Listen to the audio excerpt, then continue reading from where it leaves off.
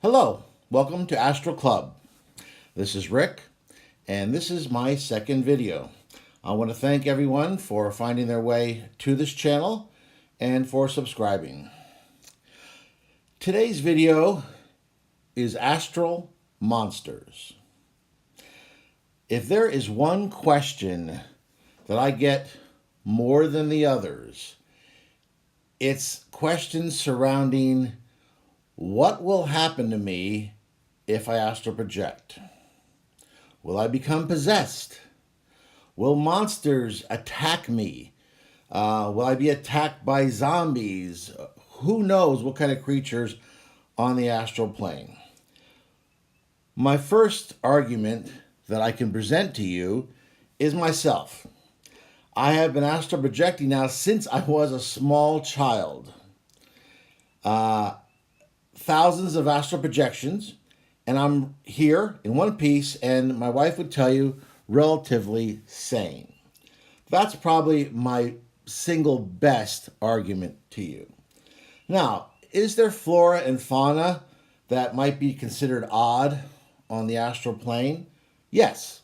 I recall one time as a small child, I astral projected, and I was walking alongside the pavement near my house when a little elf-like creature hopped on my shoulder. It was quite shocked when I shooed it away because my feeling was it was used to riding on unconscious astral projectors, and it enjoyed going for these little rides, and it was shocked when I was aware of it and shoot it away. So people, I think, and this relates to what I just said, we all astral project. Everyone needs to understand that right away. What we're talking about here, what I'm trying to help people to do through this channel, Astral Club, is to consciously astral project.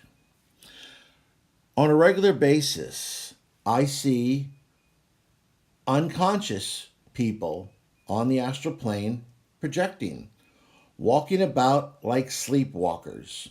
When I was first a little child, I would go up to them and try to engage them in conversation or ask them, where are we? What am I doing? And they wouldn't reply. They were like sleepwalkers.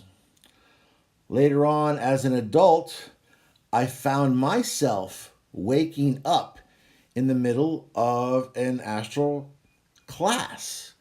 On the astral plane, there's a professor teaching a course on various universal principles to a bunch of sleepwalkers. The idea being that some of this information will sink in and they'll actually be able to take it with them when they wake up in the physical. I have woken up myself in several of these classes. And one of them happened years ago. And I recall the professor was talking about a holographic universe. And this was before any of this had been talked about in science circles. Unfortunately, I am not a scientist and I couldn't appreciate the complexities of what he was talking about. Quite frankly, I got up out of the class, waved to him, and took off on an astral projection. But you got people there every night on the astral plane like zombies, walking about either in a classroom or walking about like sleepwalkers. So, you're already out there. You're just not conscious. So if possession, for instance, was something that happened to everybody as soon as they got out of their body, I would have thousands of spirits within me, and I can barely handle the one I've got called my soul. It's just not something that happens. Now, are there some weird things on the lower astral plane? Yes, there are. I recommend that as soon as you get out, you launch yourself into the sky. Because when you're flying, your vibrational rate is higher and you're well away from any lower astral beings.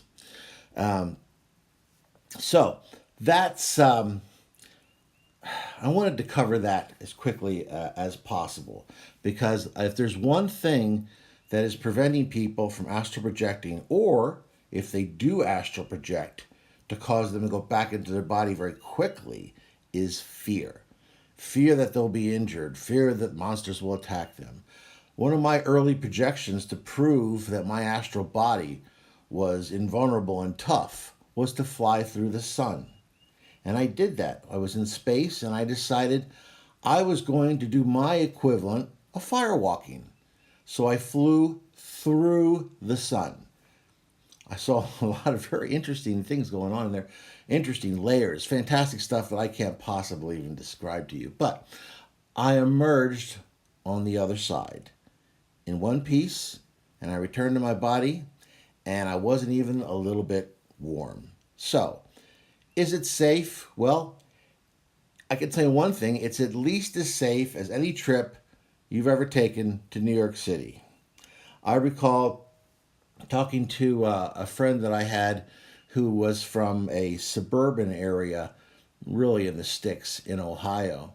And he told me that he and his wife were going to be traveling to New York City, and he was a little on edge. He shared with me that he was frightened that once he and his wife got off the train or the bus, that they'd be attacked by mobs of roving bands of fierce New York City people, tearing them apart and stealing their money. I assured him that that would most likely not happen. And he went and they saw a play and they had themselves a great time. Now, did he see what he considered some weird entities? Yes, he did. But the bottom line is he returned to Ohio in one piece, and so will you when you astral project. Okay, that is our question for today. I'd like to share with you now an experience that I had in the past. And this one I call Seeing Through a Dino Croc's Eyes.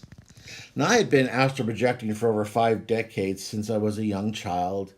And normally, I just do boring stuff, like I fly in the night sky, I fly around the earth, that type of stuff, which I consider kind of pedantic and a little on the boring side.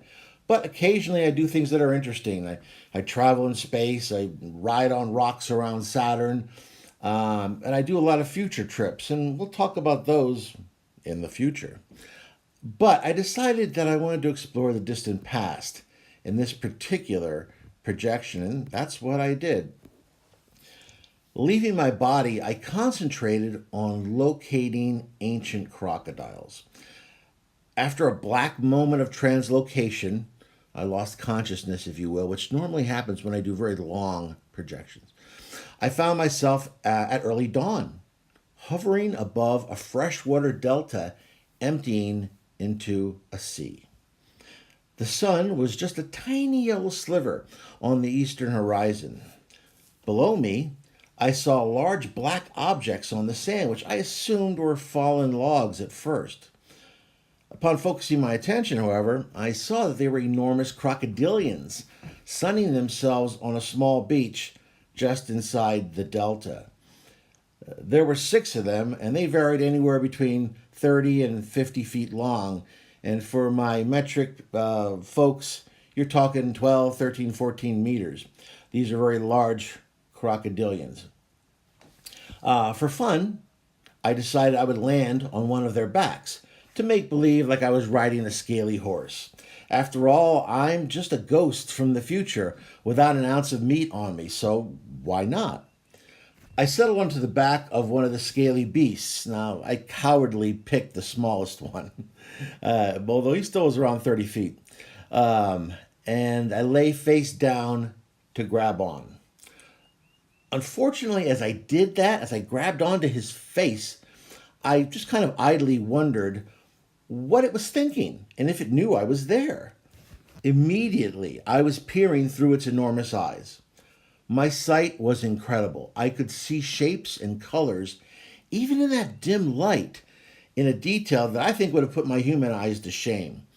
But even more noticeable is I sensed a smell that was very keen, and I, or we in this case, determined that the smell was rotten meat, and that it was coming from a place that I could sense where it was, even though my human consciousness realized that it would be a long walk even for my human legs. Something that was even more concerning to me, though, is I realized that the smell of rotten meat I found pleasurable. Something that I don't normally react to when I smell that stimuli in my human body. As a further test of my control, though, I decided I was going to exercise a limb. And I took one of its large forelimbs and I scratched 1 plus 1 equals 2 in the sand to test my level of bodily control with our right webbed limb. The 2 I meant was a little sloppy, but if the sand fossilized, I thought, how freaked out would some scientist in about 75 million years be? I thought at the time. At any rate, as the sun rose and the crocodile's body began to heat up, I sensed a fight for control of the consciousness that was brewing. I didn't really want to test my limits any further, and doubting that I could convince this monster that higher mathematics would be worth me hanging around, I decided to head home. I woke up an instant later in my bed. P.S. I don't recommend actively trying to merge your consciousness with animals. It's something I have done in the past. And I'll talk about it in some future videos as well. However, it's very disturbing, it's very disorienting, and it's a very alien experience. And there are some side effects. For instance, for weeks after that, I occasionally smelled meat that was a little on the bad side, and I considered it a pleasurable smell. Luckily, I've lost that in that time. But just beware, this is not something I would normally recommend. Okay, well, that is my second video. We talked about the astral monsters and fears on the astral plane. And I talked about exploring 70 million years ago and seeing a giant crocodilian. If you can, I'd like you to hit the like button, subscribe to this channel, and if you have any comments or questions, please leave them below, and I promise that I will get to them. So once again, thank you very much, and we will see you on the astral plane.